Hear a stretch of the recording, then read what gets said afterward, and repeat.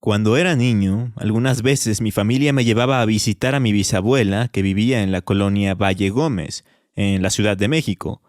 Ella vivía en una vecindad, y siempre me pareció curiosa la forma de vida en un lugar como ese. Aunque no les voy a mentir, había partes de aquella vivienda comunal que me causaban incomodidad. Una de ellas era un patio que casi siempre estaba vacío, y en el que había una imagen de la Virgen de Guadalupe y un altar dedicado a la misma figura. Y la otra zona era un pasillo oscuro que estaba cerca de los lavaderos. Nunca me pasó nada ni vi nada raro, pero siempre pensé que en cualquier momento podría suceder. Y es que hay varias vecindades a lo largo y ancho de la República Mexicana en las que sí se han reportado fenómenos paranormales.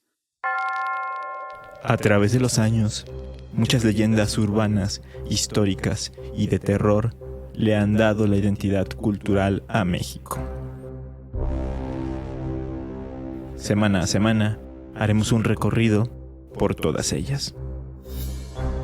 Esto es Leyenda Urbana MX con Ismael Méndez.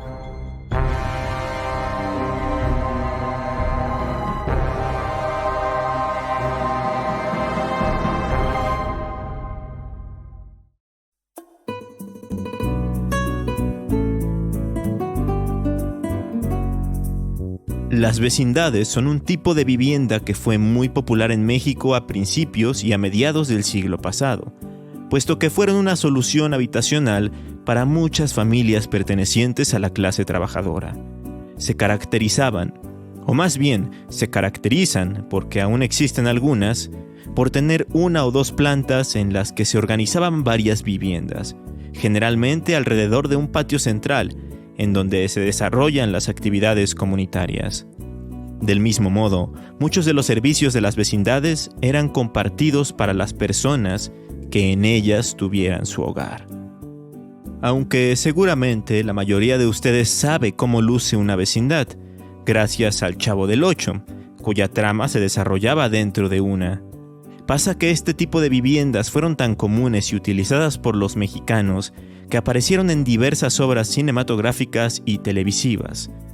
Como olvidarnos de grandes películas del cine de oro, como por ejemplo Nosotros los Pobres. Y hasta una de las bandas más importantes del rock mexicano adoptó como nombre La Maldita Vecindad y Los Hijos del Quinto Patio. Pero dentro de las vecindades, no todo es o fue convivencia y vida en tranquilidad. Porque más allá de los conflictos que puede haber cuando tanta gente vive en el mismo espacio, también sucedían cosas inexplicables, como la breve historia que nos cuenta Isabel Quiñones en su libro de Don Juan Manuel Apachita la Alfajorera. Pues ahí relata que en el número 29 de lo que antes era San Sebastián, en la capital mexicana, María Isabel, la casera de una vecindad que ahí se ubicaba, era atormentada por una supuesta alma en pena. Se le aparecía todas las noches y después salía al patio para hacer lo propio con los vecinos, mismos que se encerraban en sus casas por el miedo que les causaba el fantasma. Sin embargo, en una ocasión, un vecino que estaba pasado de copas estaba en el patio a altas horas de la noche, cuando vio a una figura blanquecina por la zona de los tendederos. Envalentonado por el alcohol, se abalanzó sobre ella y la atacó sin piedad. Para su sorpresa, el fantasma no era nadie más y nadie menos que la propia casera, quien se disfrazaba para robar la ropa colgada de todos los vecinos. Pero curiosamente, después de ser sepultada, ahora sí que empezó a aparecerse en forma de espíritu dentro de la vecindad que antes administraba. Esta historia que les acabo de relatar en realidad es ficción. Es un simple cuento muy bien escrito y creíble. Pero hay otras historias de vecindades que se asevera sí sucedieron.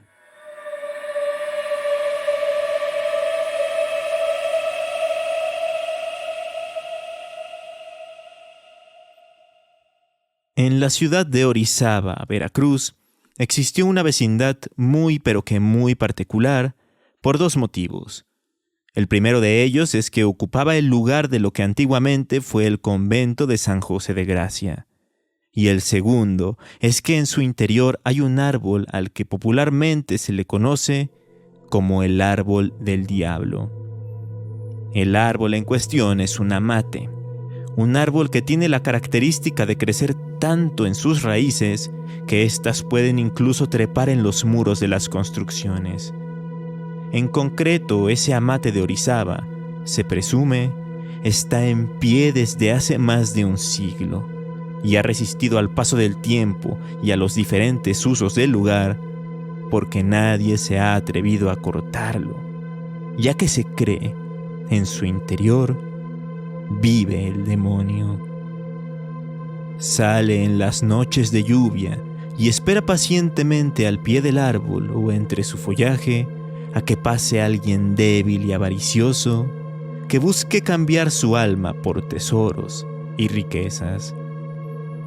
Existe la anécdota de un hombre quien cuenta que cuando era niño solía visitar a su abuela que vivía muy cerca de la vecindad y que cada vez que iba escuchaba sonidos por demás extraños. No eran ruidos comunes de los que se escuchan en un conjunto de viviendas, sino sonidos de ultratumba. Por aquel entonces también llegó a sus oídos el rumor de que por las noches personas de la vecindad o ajenas a ella hacían una especie de ritual satánico con el que buscaban invocar al diablo, aunque dice que de eso nunca pudo estar seguro.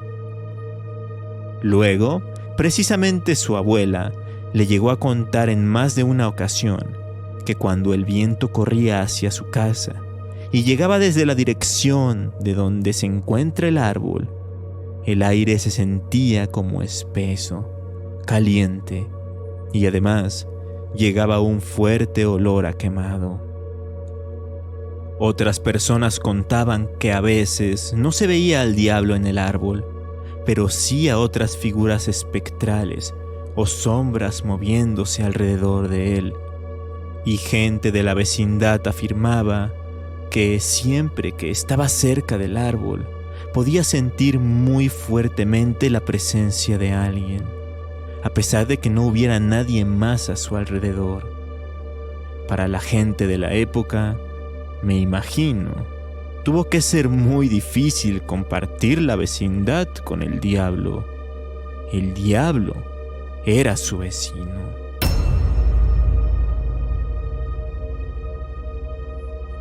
El convento de San José de Gracia dejó de utilizarse con fines religiosos en 1860, a raíz de las leyes de reforma. Y por su parte, la vecindad tuvo que ser desalojada en 1993, puesto que estaba muy dañada estructuralmente desde hacía 2 décadas, producto de un terremoto ocurrido en 1973. Actualmente el exconvento, a la vez que exvecindad, es un punto de interés turístico en Orizaba. Puedes entrar a ver las celdas que utilizaban los frailes del siglo XIX. Y más importante aún, puedes ver el misterioso árbol, que ahora tiene una placa en la que se puede leer lo siguiente: este lugar estuvo abandonado durante un tiempo después de que dejara de funcionar como convento y antes de que fuera usado en su totalidad como vecindad. Y durante ese periodo, varias personas que practicaban la hechicería se daban cita alrededor del árbol para invocar al diablo y lanzar maleficios en contra de las personas a las que deseaban causar graves daños o provocar incluso la muerte.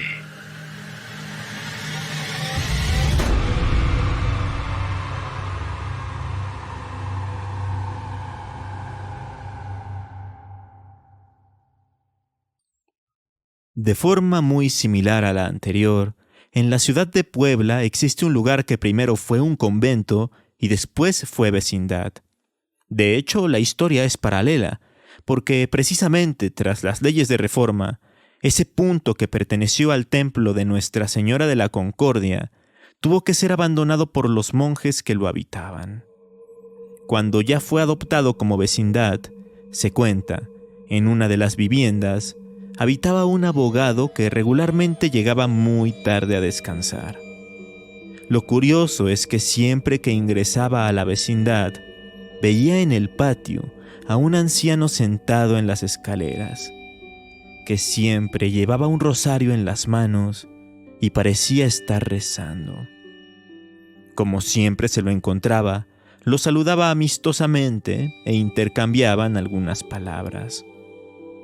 En una ocasión, la plática entre ambos se extendió un poco más de lo normal, y el abogado se enteró de que aquel señor era un sacerdote, y también supo su nombre. Esa amistad se prolongó por algún tiempo más, hasta que, cierto día, unas monjas entraron a la vecindad solicitando un apoyo económico a los vecinos. Ahí se encontraron con el abogado, quien les dijo que ahí mismo vivía un sacerdote. Cuando les dijo cuál era su nombre, las religiosas se sorprendieron y se persignaron. Al abogado esto se le hizo muy raro y les preguntó el por qué habían hecho eso.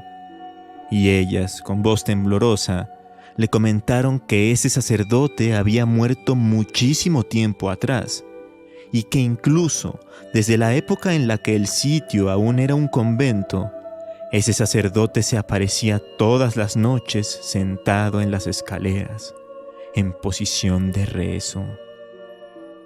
Tras esto, el hombre se quedó impactado.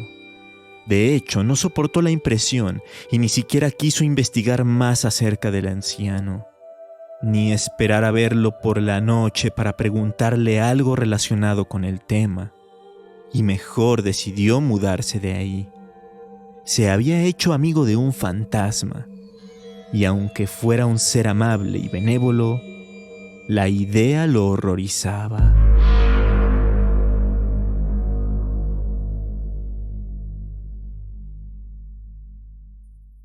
El lugar actualmente es conocido como el Patio de los Azulejos y está ubicado en pleno centro histórico poblano. Funge como museo de sitio. Es precioso, puesto que está adornado de azulejos con motivos florales y artísticos de muchos colores, en los que predomina el azul. Así que si en alguna ocasión están por Puebla, dense una vuelta, y si ven a un sacerdote sentado y rezando en alguna parte del complejo, mejor no traten de interactuar con él.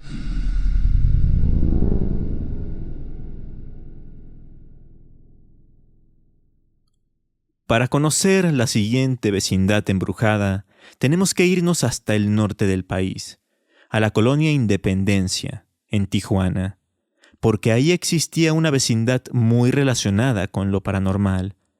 Se ubicaba en el número 507 de la calle Jiménez. Cuentan en el canal de YouTube Tijuana en el Tiempo que esa vecindad era propiedad de una señora conocida como Doña Cruz, y que durante muchos años la vida en el lugar transcurría con total normalidad. El problema vino ya en la década de los 70 del siglo pasado, porque comenzaron a habitar la vecindad una serie de personas conflictivas, alcohólicos, drogadictos, delincuentes y hasta personas que practicaban la brujería. La cosa se puso tan mal que se comenzó a reportar la muerte de algunas de esas personas en sus viviendas, ya fuera por sobredosis, por congestión alcohólica o por una riña relacionada con drogas o dinero. Por todo esto, años después, varios hechos insólitos empezaron a reportarse dentro del inmueble. El primero de ellos data de los años 80, cuando una noche, una señora de avanzada edad salió al patio principal de la vecindad y tomó rumbo hacia la parte trasera, en donde se alzaba un árbol de moras. Sobre él pudo observar a un espectro de color negro, con los ojos rojos y brillantes. De inmediato, la señora cayó desmayada, y cuando recobró la conciencia, dijo que en la vecindad habitaba algo sumamente peligroso y que para salvar su vida tenía que irse de ahí. Otra mujer que habitó el lugar afirma que cuando era niña, un ente oscuro la hostigaba constantemente. A veces, cuando estaba en las áreas comunes de la vecindad, jugando con otros niños, sentía que alguien la observaba. Entonces, dirigía su mirada hacia algún punto en concreto y veía a una figura fantasmal que la acechaba, la vigilaba. Ella, asustada, les comentaba a los otros niños, y cuando estos buscaban al ente, ya había desaparecido por completo. Pero aquí no acaba la cosa. ¿Recuerdan que en otros episodios he hablado acerca del hombre del sombrero? Pues bien, se dice que en aquella vecindad había un cuarto que siempre parecía estar solo y deshabitado. De hecho, la ventana del mismo estaba tapada con una tabla de madera. Una noche, varios niños estaban jugando, cuando de repente, aquella tabla cayó y del cuarto salió un hombre de gabardina negra, con un sombrero del mismo color y la cara carcomida, quien empezó a perseguirlos. En términos más generales y en los años posteriores, los inquilinos siguieron reportando fenómenos paranormales. Se escuchaban pasos, voces, llantos y lamentos. Se veían sombras. Las puertas se abrían y se cerraban solas. Se percibía que alguien golpeaba las paredes, entre muchas otras cosas. Algunos de los habitantes se acostumbraron a todas estas situaciones y ya las veían con normalidad, pero algunos más no soportaron tanto y terminaron mudándose. ¿Ustedes qué hubieran hecho?